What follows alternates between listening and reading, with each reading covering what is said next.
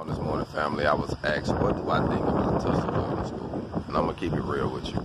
Tulsa Welding School was one of the main reasons I became a welder, because my mom seen it on TV. They've been showing commercials running Tulsa Welding School for years. And she actually went to the library and got me some information on, different things that they teach, the curriculum, what you will learn, what they do in the field, how they make money, those who have graduated, you know what I mean?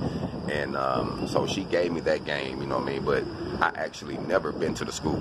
And I seen the school not too long ago. I actually drove through and seen the actual Tulsa Welding School, but I never been.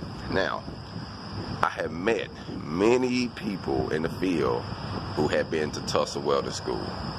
And I'm going to be honest with you. Out of 50 people I have met that graduated that school, probably out of 50, 10 of them were stumped down welders. And I'm not going to say that the school just made them, but the school gave them a platform to shine on. Because as we know, everybody is not made for this. Even though you might run a bead or whatnot, everybody ain't made for it. But they going to make money. So it's like a school saying no one is left behind, and they just graduate you regardless of what your skill set is, because you didn't put your weeks in, you might did a couple tests, now you ready to just jump in the field. So I see that a lot.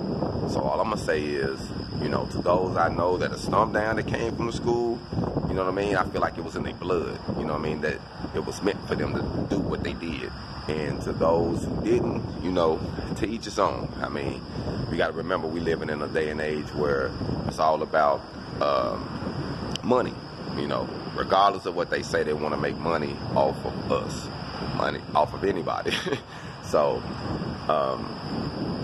to be personal, to be honest, you know what I mean, I don't think that the school is a bad thing because it gives you the platform.